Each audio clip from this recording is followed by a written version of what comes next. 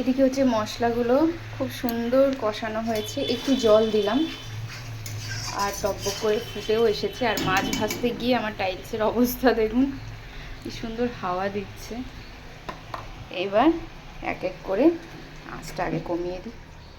আর মাছের পেটে না খুব সুন্দর প্রত্যেকটা মাছে ডিম রয়েছে। আমার ডিমওয়ালা মাছ খুব ভালো লাগে। অনেকেই বলে যে ডিমওয়ালা মাছ নাকি স্বাদ হয় না, যেমন ইলিশ মাছ ডিম যেটাতে থাকে সেটা নাকি স্বাদ হয় না, কিন্তু আমার ভালো লাগে, আমার ডিমওয়ালা মাছ পছন্দ।